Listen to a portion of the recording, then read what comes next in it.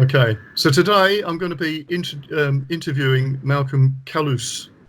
Yes, I'm sure that's the right way to say it, is it? Callus, yes, Callus. Ah, that's good. Now, you've just disappeared from the Yeah. camera. It's still there. Yeah, right. Okay. Do you need to see So, me? no, I can't see you. But No, that do you doesn't need? matter. It doesn't matter as long as I can hear you, Malcolm. That's Exactly. fine. All right. Yeah. So, um, obviously, the object of this podcast is to find out, from people's stories about what they've done musically and work and everything, something that people who listen to the podcast can sort of, like a little gem that they can pick up and give them a bit of advice of their own musical creations and work, etc. So I've known you a few years, I think, haven't I? On and off. Yeah. And we sort of met via the RGT. Exactly. Good. So my memory serves me well in I that think case. first time we met was at a seminar, Was it? Yeah, RGT seminar. Yes. yeah, yeah. So tell me, Malcolm, when did you get started with music? Was it guitar or was it something else? No, it was always guitar. Yes, guitar. I mean, guitar was my first instrument. It's not my only instrument, but yeah, my spark was the guitar. Yeah. Right. So tell me about how you started. So yeah, basically I was at school. I think I was 13, 14, and I was sort of listening to some hard rock. I remember it was Billy Idol, and some guy next to me told me, "Yeah, if you want some real rock, listen to this." And he lent me Motorhead and Metallica and Kiss. And yeah, and then I remember I didn't like any of the three that he lent me, but I liked the style. I sort of told him I don't. I think I did like Kiss, but I didn't like Motorhead and Metallica. It's not because they were more aggressive than Kiss. Be, for some reason, I didn't really like them.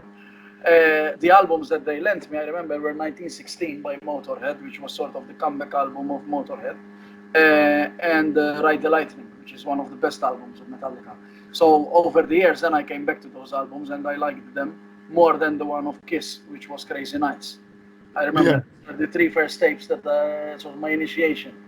yeah. Uh, but anyway, 6 months forward, so basically, I don't know why I didn't like Metallica and Motorhead in the beginning, but I did like the abrasiveness of metal being taken more extreme.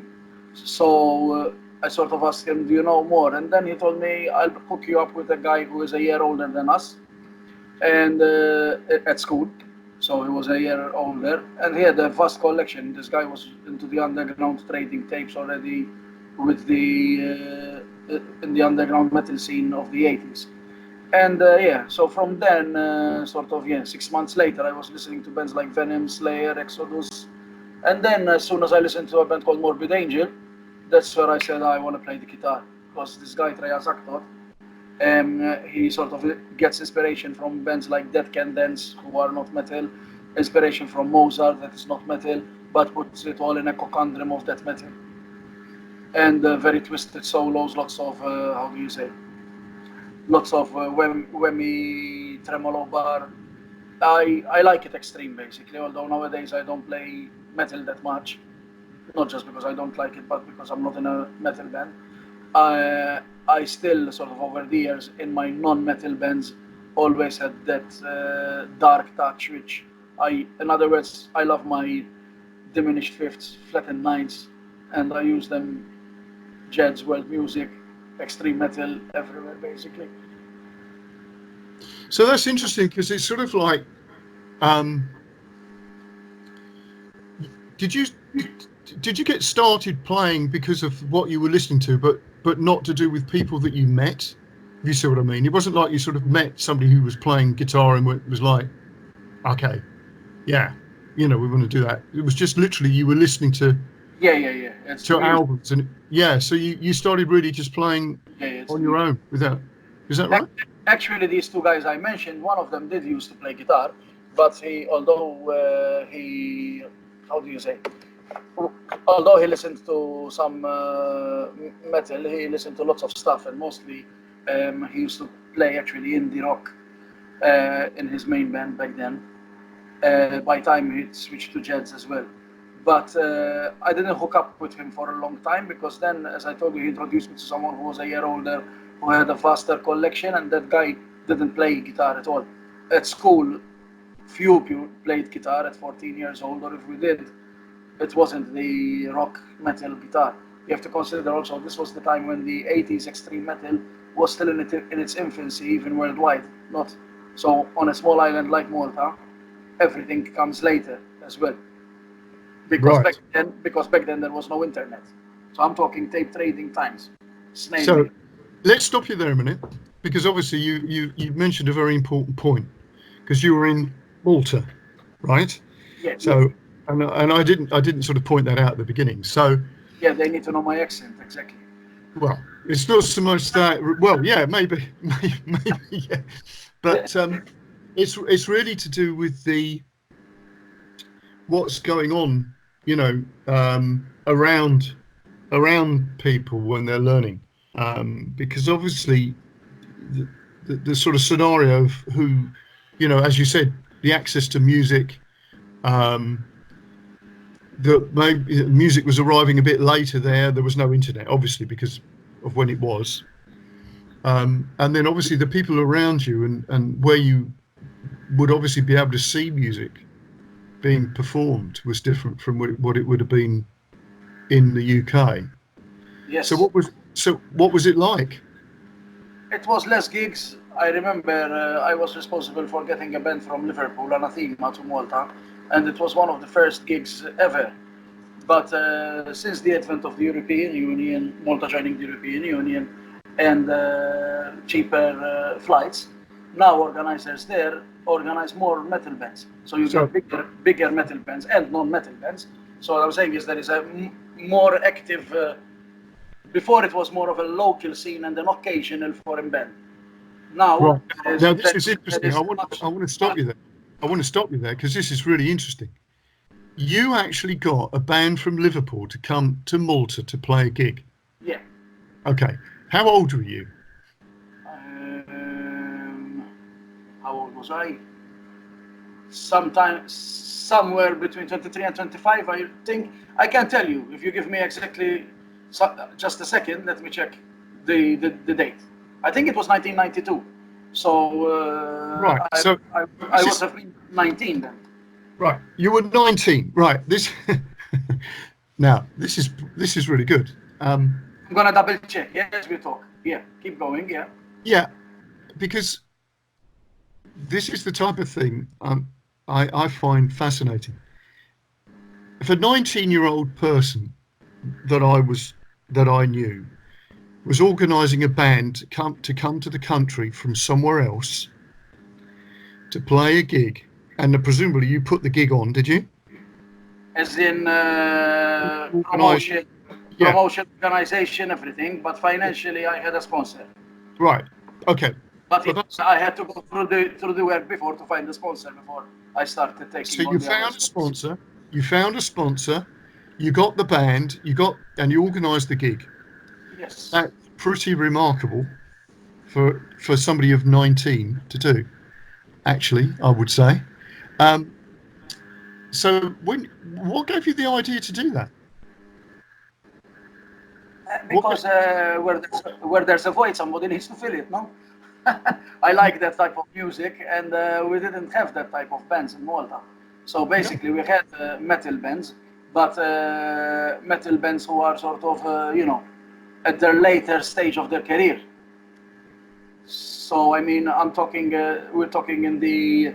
I'm soon gonna tell you exact date, okay, and how old I was, because I'm now on the page where it happened. So this was, yeah, I was 22, Oh, 22. Right. Well, even so, not 19, but still I was still well, young.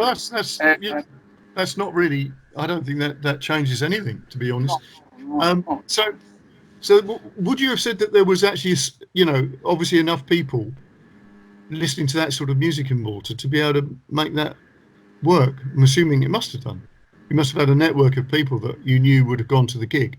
Yes, I also used to have a radio show, yeah. Ah, So okay. No. Malcolm, you're missing out. You're So, missing out some important ingredients here. So you've got a radio show as so well, in right? between, leaving school and starting learning guitar, I Right. basically started an underground magazine. I went into tape trading myself. Right. Okay. Let's stop you there. Come on. Let's From let's there, let's from there, let's I dial went this to a back. Let's radio dial this show. back. From the radio show, I went to organizing gigs. Right. Okay. Let's dial this back a minute because this is all really important stuff. I think really fascinating. You started a magazine, so Yes, this is like a fanzine type of thing, I guess, is it? dancing. Yes, yes. Okay. So what? How did you do that? You start writing to people. You start sending them interviews, all in snail mail. What people do nowadays via email or via Facebook, I used to do via snail mail. Of course, it's more time consuming, and then when interviews start coming in, you need to hurry because the news is not going to be news anymore No. because everything is slow. You see, it's going at a slower rate. So there were instances where, for example, I had bands I wanted to feature in the first edition, which I ended up putting in the second to release the first because they were slow from their side. Yes. So you started doing this fanzine, and you were obviously creating enough interest in what you were doing, right? To make that to build an audience, really, weren't you? Apparently, yeah. Yes. Now, so we've got from obviously nothing and an interest in music that you've got.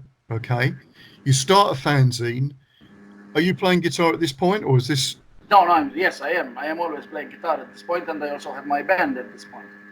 Okay, so you're playing you got okay. You got a band. What's the name of the band? It was called September. Oh, okay, right, okay. So you've got your fanzine thing going. You've got an audience. You started then you decide to start a radio show Radio show. or a radio station. No, no, not radio station. That would be too Right. much. So you started a yeah. Okay. Right. Radio show. Yeah. What on Maltese radio? Yes, yes. Basically, it was on the main radio station of Malta back then. Back Right. then, there were, I think 4 or 5. Now there are much more. Okay. So how did you do that? Did you just walk into a radio station in Malta and go, "Hello"? No, Oh, no, no, no, no. There was already a rock program. I'll explain. Everything evolved step by step. There was a rock program of 2 hours, and the host gave me half an hour of extreme metal. fantastic. Eventually, when the host moved to another station, the 2 hour slot was filled with by another DJ. It was split. My half an hour got promoted to an hour because many people were calling and listening, and then another hour went into hard rock and heavy metal because there was a hard rock and blues DJ on the station, but for heavy metal there was only my predecessor. Let's call it like that. So I'm talking, if they are going to be listening to this, the initial guy was Alfie Fabri, and then when Alfie Fabri left, his 2 hours got split between me and Brian McAuliffe. The radio show was called Grinta. Right. Right. Grinta as in furor. So, right. So we've now we've now unpicked. At some point, Okay. let's talk guitar, yeah?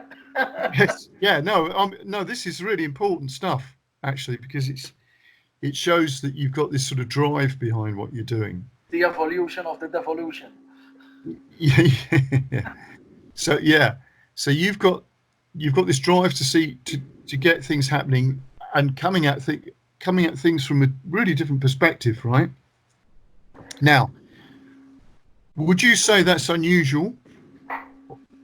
Or is that the sort of thing that people in Malta have got an ability to see another way in?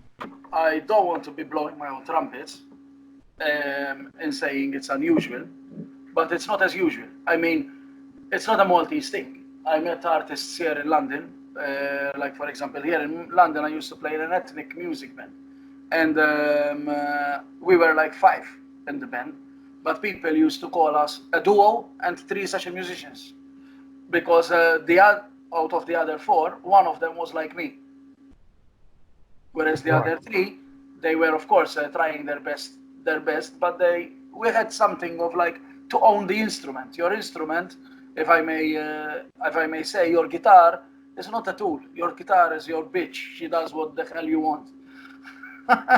And basically it's something students have to understand as well. Sometimes they should not be afraid of the guitar. It's a piece of wood.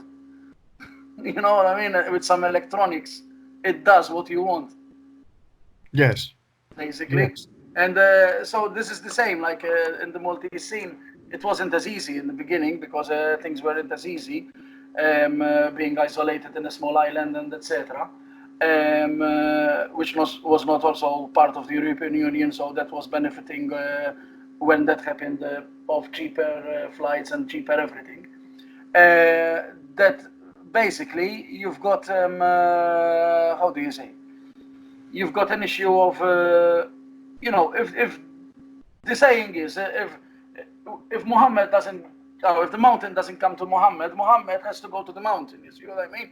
Yes. Now I do understand sometimes people from bigger cities like London where they are spoiled with everything, Yes. so they have less of that drive to go Yes.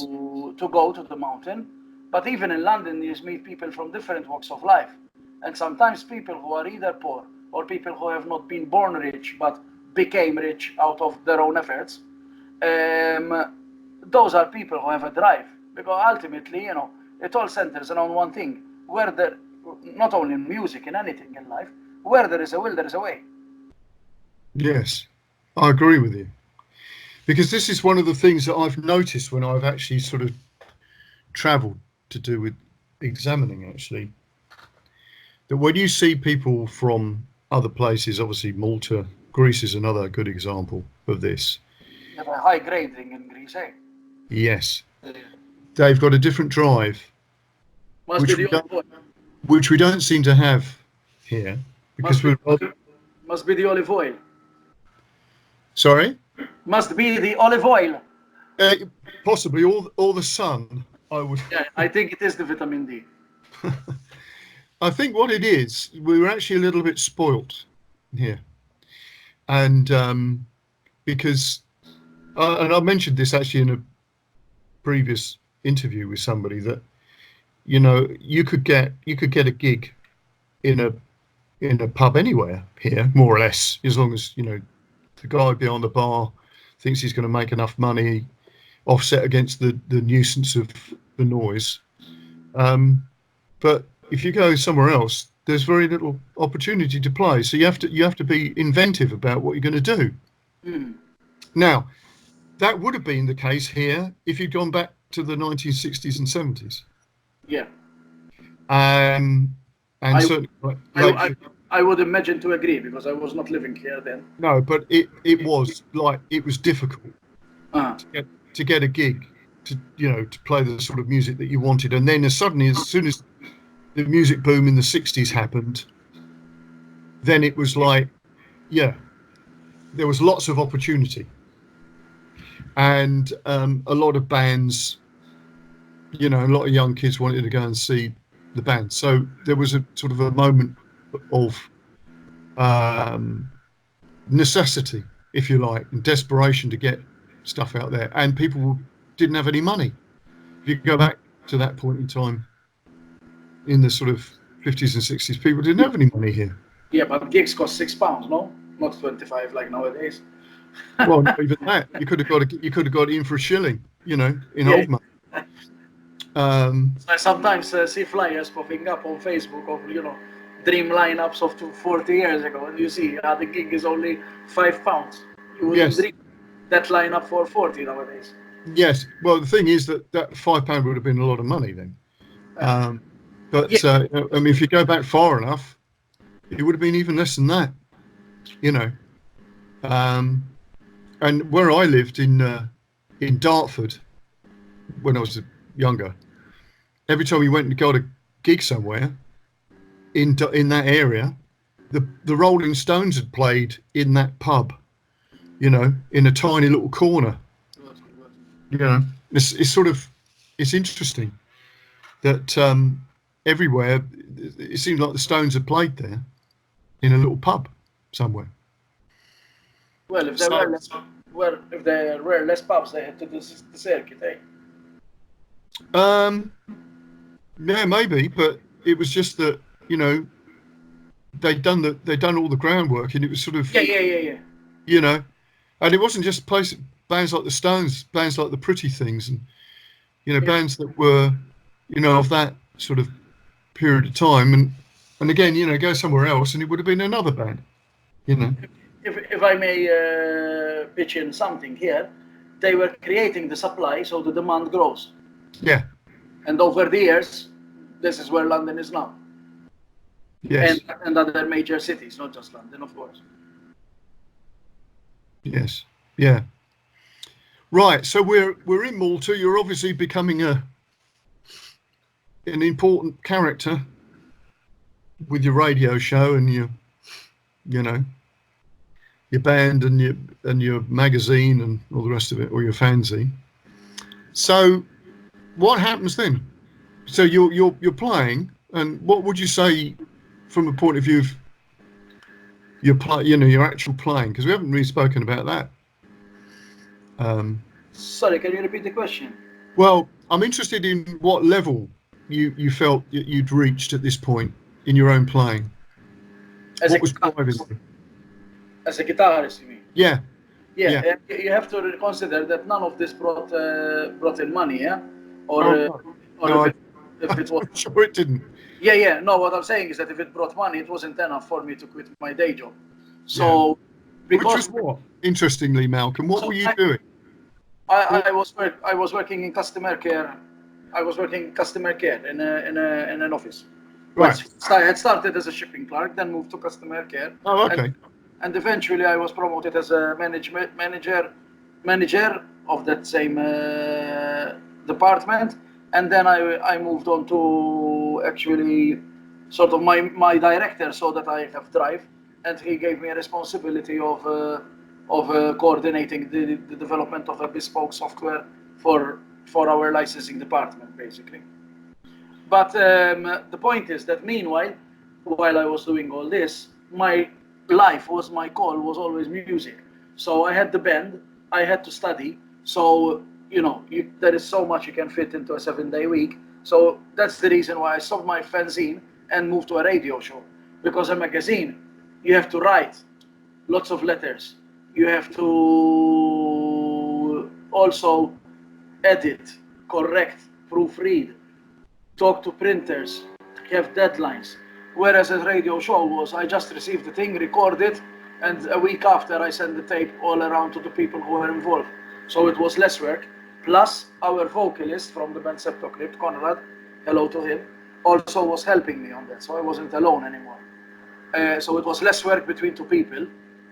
So that gave me more time to practice and study. But then I got to grade 6, and then things got more serious, Grade 7, grade 8, creativity and artworks of the band, because a band does not have only creativity of music, but there is lots of stuff going on in the background, like, promotion and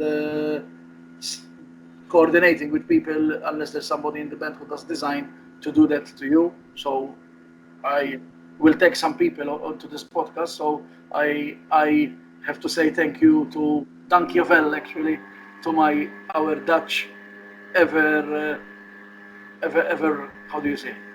He was always there for us, Mr. Twan Sigon from Eindhoven. Dankjewel, Twan. Anyway, so my point is that basically, eventually, I stopped even the radio show because I wanted to focus not just on the band, but also on getting a teaching diploma of the RGT, and that Right. was making me wake up like at 4:30 every morning, practicing 5 to 7 every morning, then go to work, because the evenings were taken up either by band or by lessons. I used to take, I used to have 3 different teachers and used to go to 2 different lessons a week. So I had a jazz and sight reading lesson every week, and then another week alternating between composition and oral training and rock and metal guitar. Right. Right.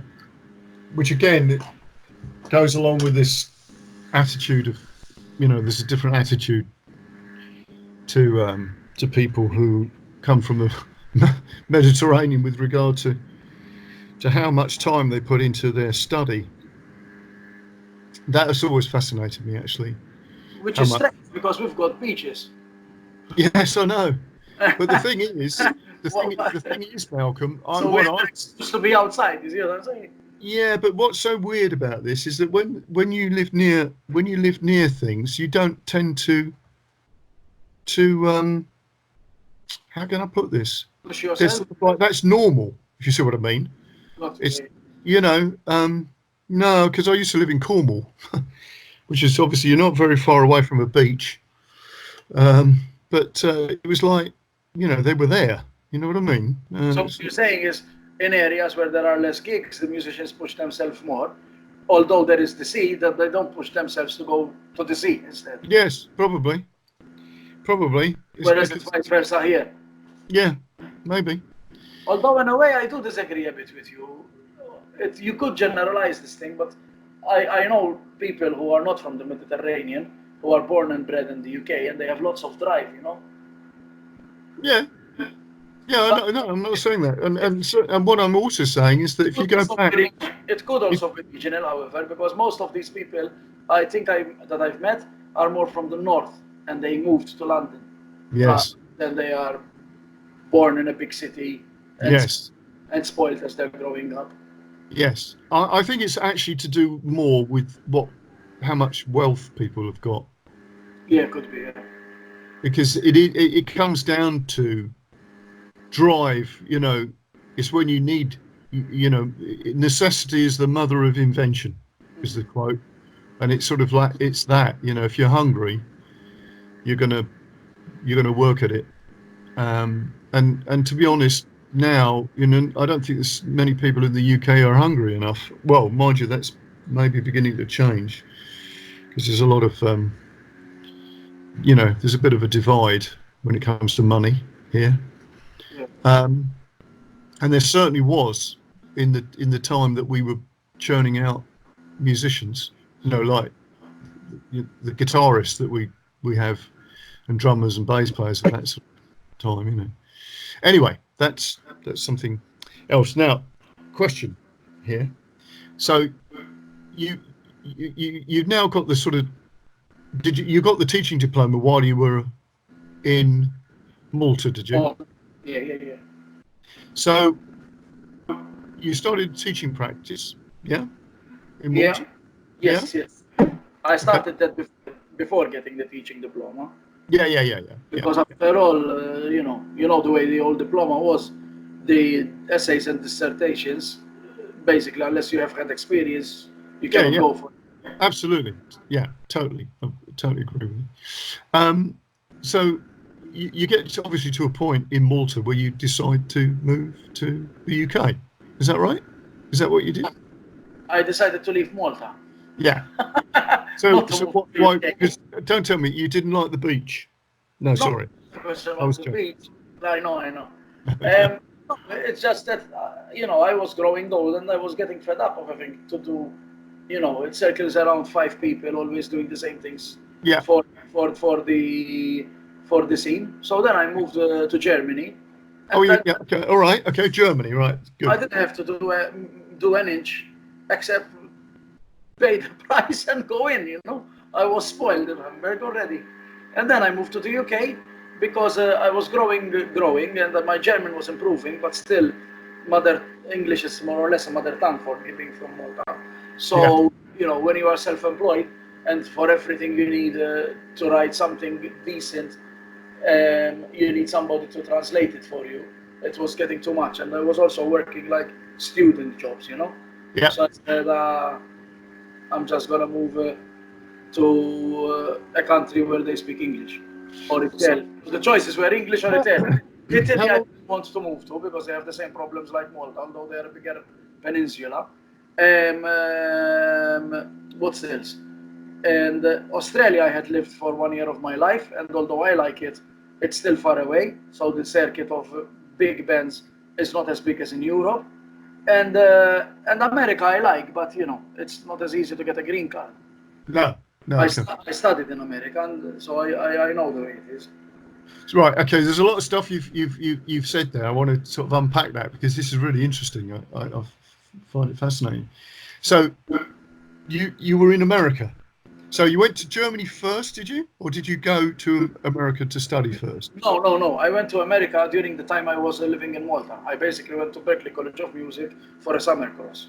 Right. And you And were there what, just for while the I, summer? while I was there, so that happened in Boston. But before going there, I went for a holiday to New York. And while I was in Boston, I went for a weekend to Milwaukee in Wisconsin for the world famous Milwaukee Metal Fest. Yeah. Okay.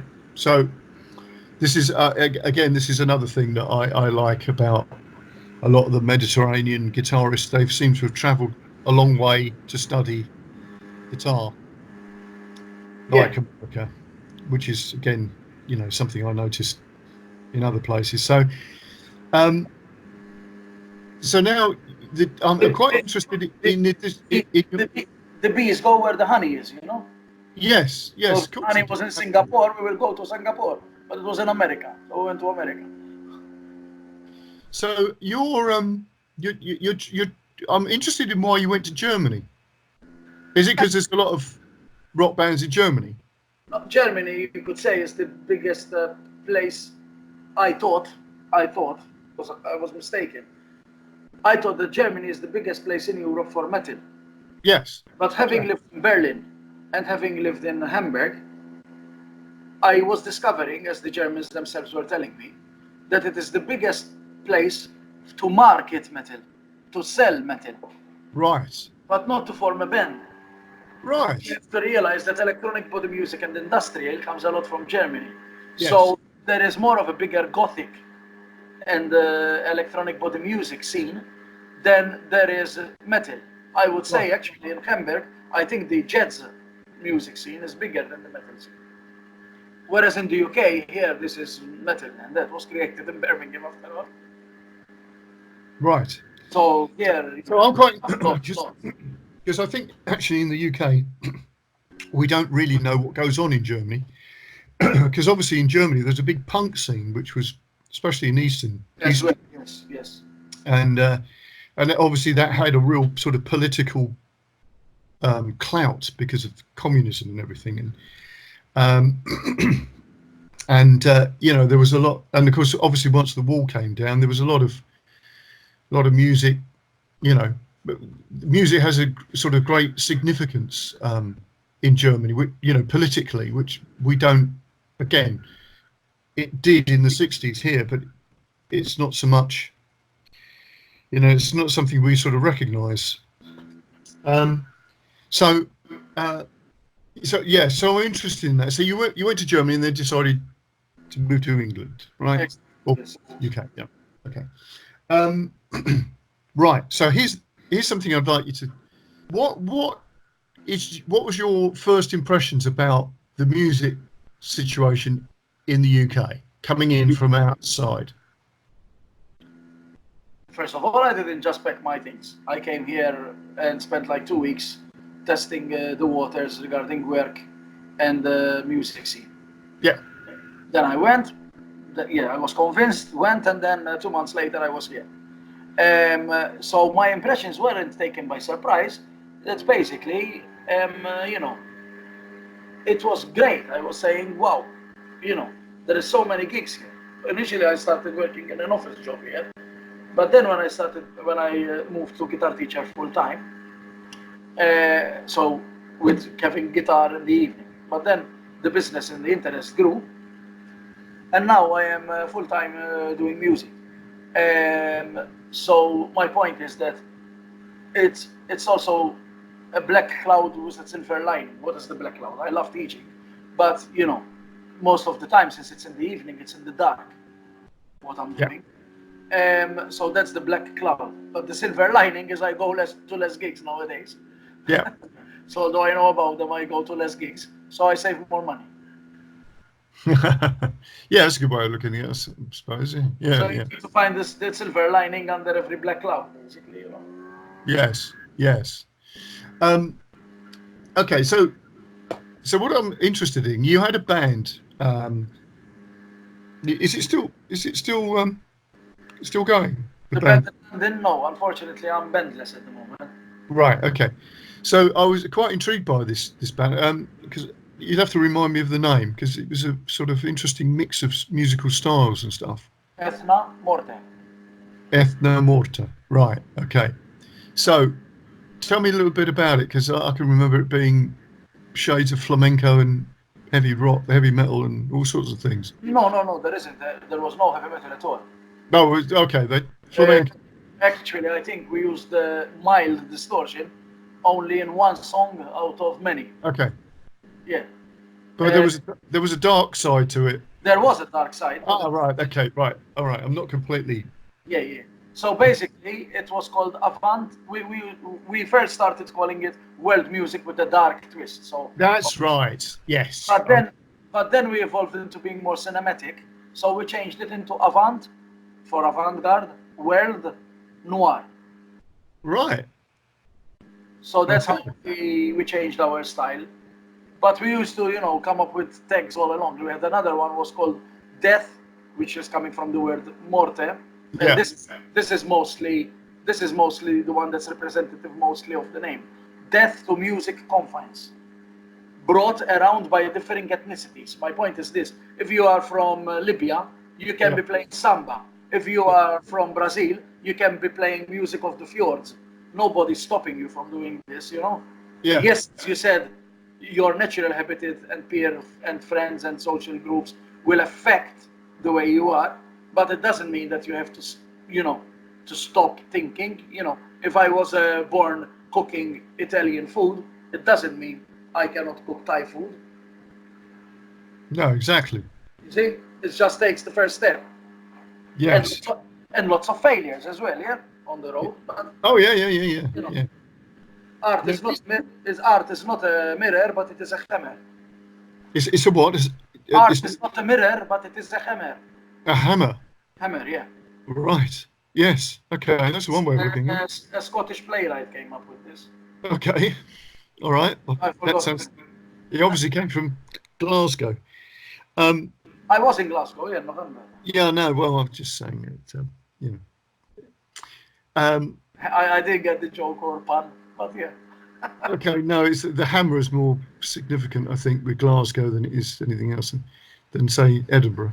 Anyway, it's just a thought. Maybe. Yeah. So maybe, yeah, his surroundings affected him.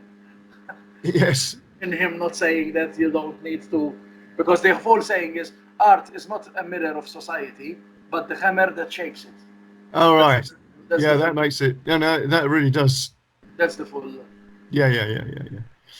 So here's a point. Something that I've sort of experienced with people that I've taught and experienced myself actually, which sort of is similar to what you're saying about people coming from different countries, playing different sorts of music other than what you'd expect them to play. Because I'm assuming that within this band of yours, you had people from exotic places other than. Over the years, we were Israel, Brazil, Palestine, Lithuania, Russian from Lithuania, Greek, Maltese, two Italians, Well, there we go. and And Italian English. right, okay, so quite a mix, to put it mildly. Um, Now, I've had this happen to me, and I've seen somebody else, well, two other people actually. And I forgot another one. Yeah, one we had one from Egypt, two more. One from Egypt and one from Israel. Sorry, not Israel. One from Egypt and one from Jamaica, but born in South London. Right. So I've noticed some people have got an aptitude to play a certain style of music that's got nothing to do with their upbringing or you know, where their families came from. I'll give you a couple of examples of this. There was a lad I taught who was really good at playing blues guitar, and You had a but what? sort of, but it was like it was out of context, right? He was like just sort of quite reasonable at learning to play, and then I got him to learn. I can't remember who it was, a solo by somebody, like it could have been Peter Green or something like that. And but he was like really good at doing this, and then the more sort of blues you gave him, the better he became at playing blues. And I remember saying to this guy, "Do you listen to a lot of blues?" And he went, "No, never listened to any." Okay. And it was just like completely out of nowhere. Yeah, yeah. It's not the usual thing you'd expect, No, but and the welcome. same and the same thing happened to me because I obviously grew up playing blues and rock and all the rest of it, and I then got involved playing in a band that started playing reggae. And I'd never really listened to any reggae before, but I was just like a natural. It was bizarre. Um, and I always sort of pondered this. It was almost like it was something almost instinctive in being able to play the sort of the feel of the actual groove of the music, just sort of just being able to do it. And recently, I stumbled across somebody else who is a singer, and she'd been doing loads of ballads and everything, and she got involved playing in a school band, and they did some sort of punk. It was a Clash number actually, and she was like absolutely brilliant. It was almost like this was the thing that she could naturally do, was play like sort of punky rock stuff, and she'd never done any before. I think the question is, well, I'll let you finish first, and then I'll tell No, you. I'm interested in that. The way I see it is this, because I'm sure you've seen it yourself as a tutor as well, as a guitar teacher. Um, there are some people who think that playing the guitar is a question of fingers, and they forget that playing the guitar, primarily, the guitar is a tool to deliver what you're hearing with your ears. Yes. So, if you are that type of musician, and you put yourself now out of your blues contest, and you put yourself into reggae, the natural habit of your your inner animal, in other words, not the reasoning human, is to repeat the vibe and the groove that the bassist and the drummer and whoever else in the band is doing. So if you are that musician who is getting sounds into your ear and translating them into your fingers, the speed of the process to deliver the goods back for their ears and the audience will be faster than that person who needs to sit down, read, do this, do that, think. I see it a lot, especially in rhythm guitar. People think too much. And I tell them, when you go to a Goa party, not them, an example, somebody who goes to a Goa party somewhere, somewhere, and they are in a trance state, yeah? Yes. They might be inebriated or maybe even under the effect of drugs or something. Okay? And the DJ starts going and they keep repeating it and looking at the speakers as if they are a god and dancing to it, yeah? But Mm. they manage to do it although they are drunk, which is actually in that case, it's a benefit because Yeah. it helps them not to think.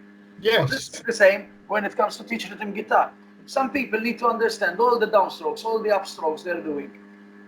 And I tell them, listen, if the first time you do it, it sounds well, your inner monkey generally is built to repeat what they did the first time.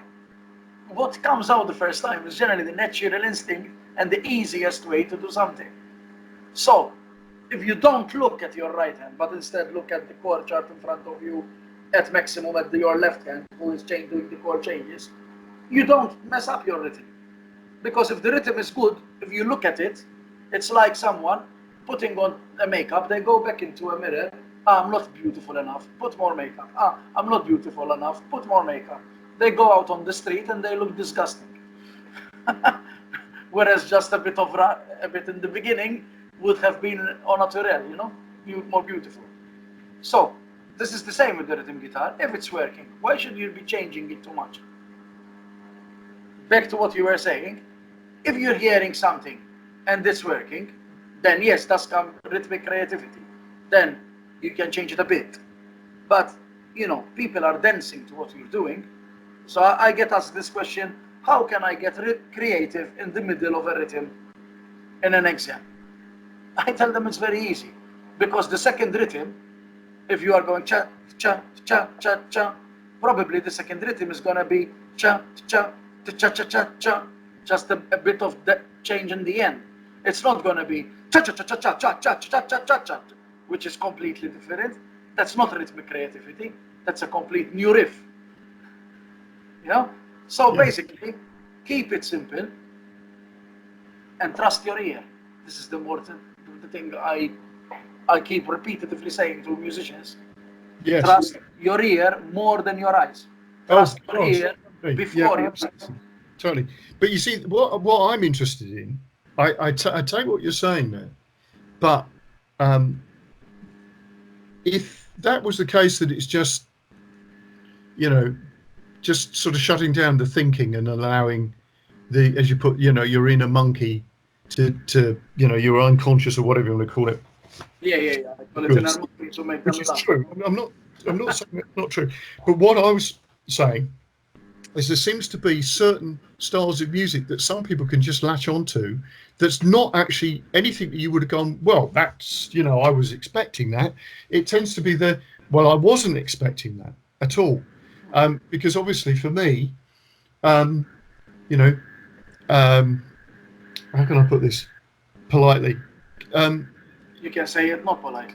well, I'm going to say We it need, not we politely. need more I'm, in I'm political doing context in life. I'm doing the English thing of making a statement that actually hides what I really mean. And I'm Um, doing the I would not, Mediterranean thing of pulling your leg, actually. yes, exactly. Country music would not and does not have the same.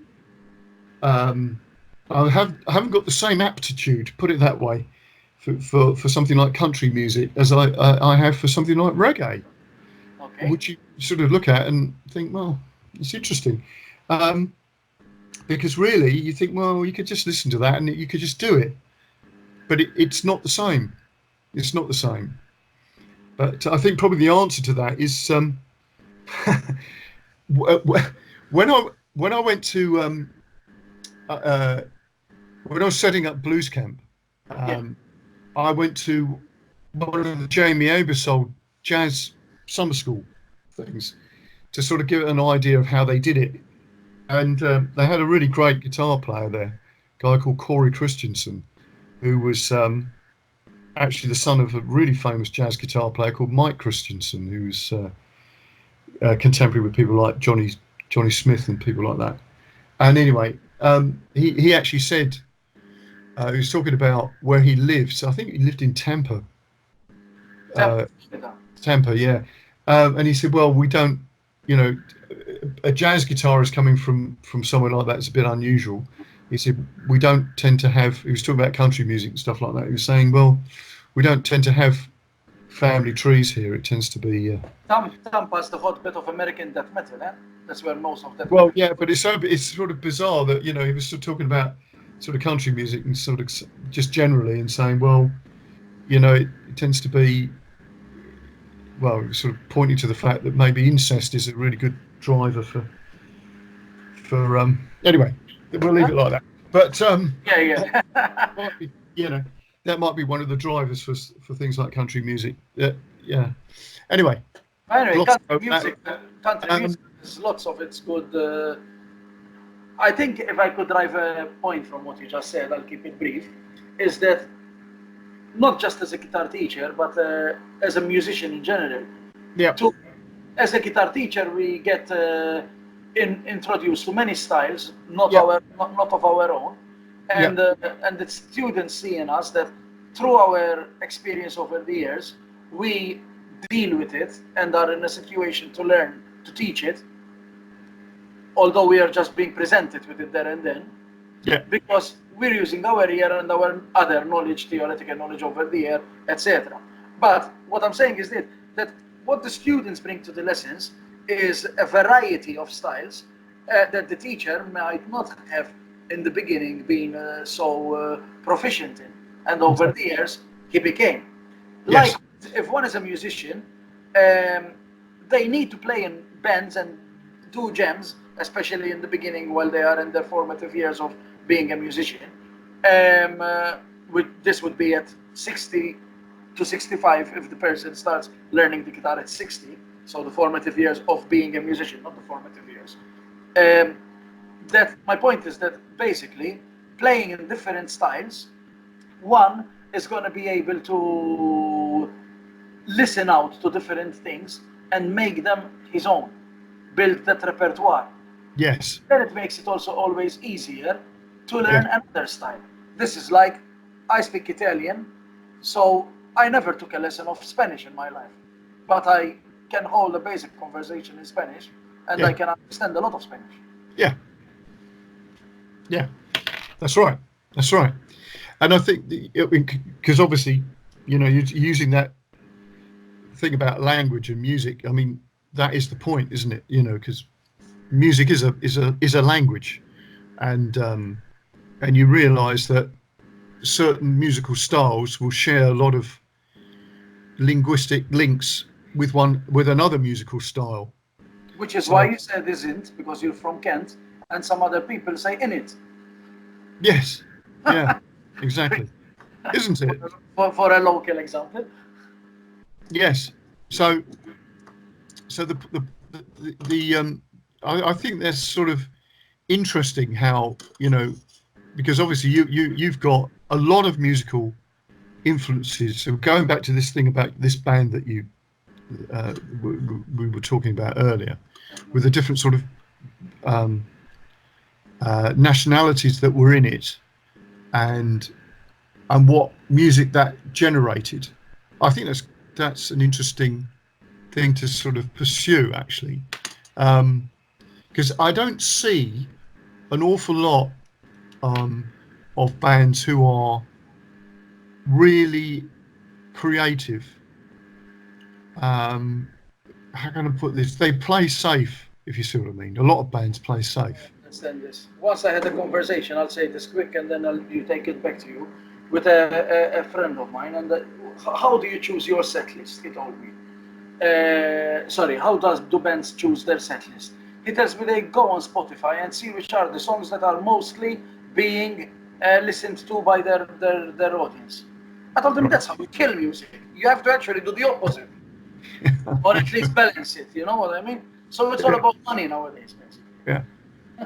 Yeah. No, I think that's almost like you know Google and Amazon working out what it is that you looked at last to try and pop an advert in front of you. Exactly. You know, that's absurd. You need to be able to. No, because if it's like that, how when do you introduce the new songs? Because the new songs have no hits at Spotify, not yet. No. Exactly. No, no, no. That's the whole point. Is to try. You can get people. You can get people to a gig, but you certainly don't want them to sort of feel like they could have sat at home and just listened to music, or just sat in the car and listened to music that they're streaming. It's ridiculous. Even if you're doing covers by people, you should at least do something different with the covers. Catch people on the back foot. Because otherwise, why bother with live music? I was once asked that question by a fan of ours, and he told me, "Why do your songs vary in length every concert?" And my answer used to be, "It depends on where we make a mistake." Yes. Because Yeah. then we jam around it and we create new music. Yes. Exactly. Well, that was the thing. Going on that line. There was a guy that I know who was friends with Hendrix, and he used to go and see Hendrix play, and he said you would get, everything was on the edge all the time. Something was going to break. You just knew it. Nothing ever just went perfectly. Right? Hendrix would break a string, or speaker would blow up, or whatever. That's life. Uh, and and he said, but within that, you'd get, maybe 20, 30 minutes of something unbelievable happening, musically, because he was pushing it all the time. And the songs would never be the same. You know, Hendrix would throw in another verse, or you know, literally, it would just anything could happen. You didn't know, and that was what made it just so amazing. And we don't think like that anymore. It's like Well, we should. I forgot his name. Like about 2 years ago at a RGT seminar, there was the guitarist of Jamiroquai, and nowadays there is another reason why things are always the same, is that sometimes also the light show is run by the band on stage. Yeah. So when it's like that, you cannot just throw an extra verse or whatever. No. But what the vocalist of Jamiroquai does is that you do not know every night who is going to take the solo. Not even No. not even the band members do. So you're suddenly playing, in this case, funk rhythm guitar, and suddenly he looks at you. Okay, it's your turn to solo. Tomorrow, you might think, it's my solo here, but instead, it will be nobody's solo there. But then it was in the riff after. You'd say, okay, then it's me, and he's going to tell me late. No, but instead he tells the keyboardist. So what is the audience taking from this? This is the beauty. Why I believe audiences should look at music less as entertainment and background stuff, but more as an art form. Yes. Jimi Hendrix, now he left a legacy of different live versions of the same song. Jamiroquai, in a way, is doing it as well. Yes. So, a song does not always have to be the same. No. Like Led Zeppelin the same. Yeah, So exactly. they said the opposite, actually. The song remains the same. Yeah, but that was actually not true, because it didn't remain the same. Because that was the thing, they didn't know what was going to happen. You know, I mean, some songs like Whole Lot of Love, whatever happened in the middle could be just whatever happened. You know, somebody would throw in a song that they would jam a load of 1950s rock and roll numbers. I could have jumped in. Yeah. Malcolm in the Middle. So You didn't get it. sorry, I didn't catch what you said. I could have jumped in. Yes. Malcolm in the Middle. Yes. But the TV show came much later. Yes. So anyway, what are you doing now? What's your plans? Mostly teaching. I've been looking to find a band, so if there is someone out there who is looking for a fast learner, I'm here. Right. But how do you say? The thing is that since I'm mostly doing teaching in the evening, I'm mostly available for jammings Friday, Saturday, and Sunday. And the occasional Monday to Thursday, if it's in the evening. Daytime, I'm available a lot, but most musicians have day jobs, So anyway. Well, you might have to change that. Yeah, I mean, yeah. You might have to bring some of your Make it easy. I'm available. your Maltese lateral thinking to what we've ended up with as a music scene in the UK. You might have to turn everything upside down. No. There are so many people to convince. It's a hassle. I don't know. I think you're capable of being able to. I don't have the drive that I have when I was 22 years old. Well, okay. I still have a lot of drive, but as you age, you also how do you say, get certain wisdom as to where to put your drive, rather than sparse it all over. Yeah, that's true. There is a touch of that, I guess. Yeah. We tend to play a little bit safer, maybe. No. I'm saying every person. It's not a question of English and the Mediterranean, etc., etc. I'm saying every person, wherever they are from, we all have these amounts of boundless energy and extra testosterone, when, in the case of males, when we are younger, and then when we grow, you say, okay, I have this much energy, I'll invest it where it belongs. Yeah, maybe. We'll see. I'm sure there's a challenge there for you, Malcolm, that you could do something. We could do with. I don't know. I don't even know what the There's change. What the fans be, eh? There is change always. If any of us go static in the mind, that day life ends. Yes. In my head, in my head, I feel I am 16-year-old, 14, still dreaming. And I Yes. tell some friends of mine of my age, sometimes they tell me, why aren't you a realist? I tell them because my reality in all my life has always started from a dream. Yes, that's true. But All I the think dreams, that's bringing a band to Malta, being the first zine of Malta, first underground radio show of Malta. You yeah. know, That's uh, what I'm combine, sure you. There's more. combining There's more. Brazilian and Arabic and Eastern European sounds. Yeah. Yeah. It's great. Flamenco with So death metal.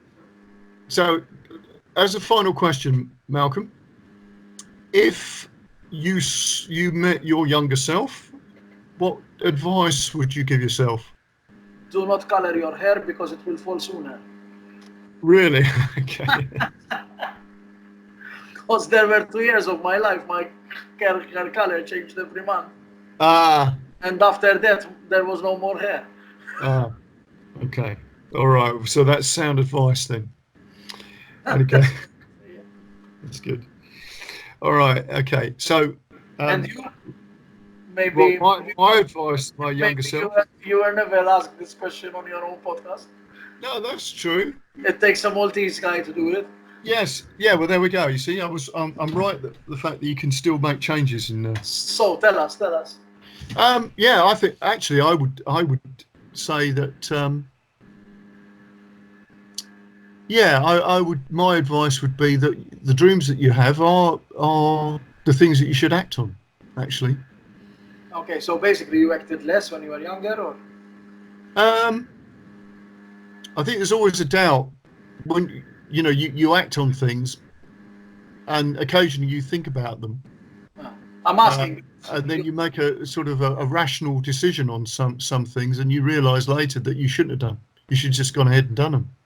I'm asking you because I got to know you when we were both adults. So Yeah, no, that definitely is something I would say. You've got to go for it, and my experience as I got older is actually as you start to act on things actually start to fall into place.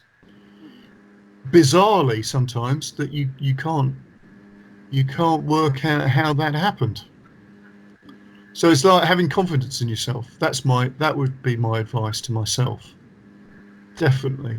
and to everyone else, the best Yeah. version, the And best, subsequently to everybody else. Yes. the Yeah. best version of every one of us is us, the way we Mm. are. Yes. You know, Yes.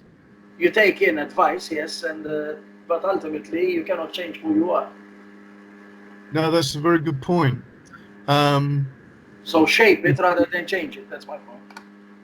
yes, I think that's good. I mean, from that point of view, the two books the little pamphlets that I wrote a few years ago, which you were kind enough to sort of use in your own teaching, the art of practice and the art of Yeah, creativity. I've actually now looking at a third part, yeah, nice. um, which is about achieving something out of those. Actually sort of making it, if you like, using your experiences. Your experience, Um, first two books.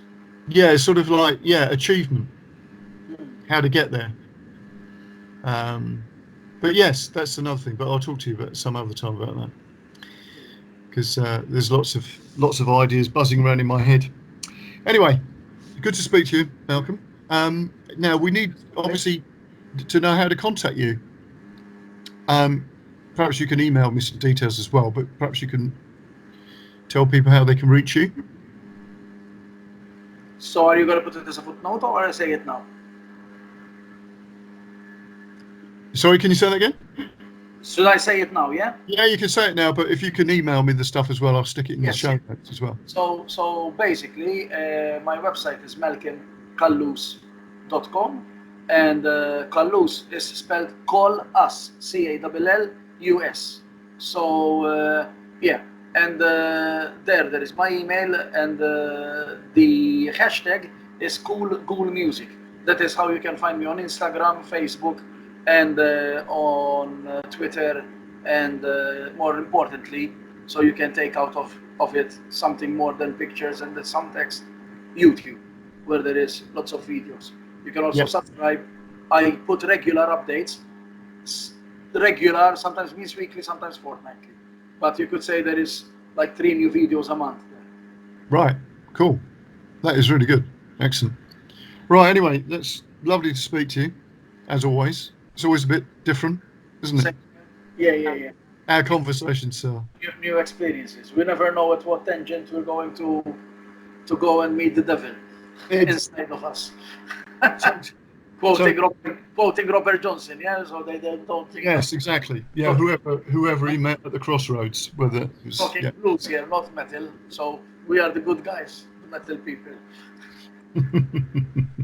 Anyway, lovely to speak to We're you. becoming too safe, actually. Yeah. All right.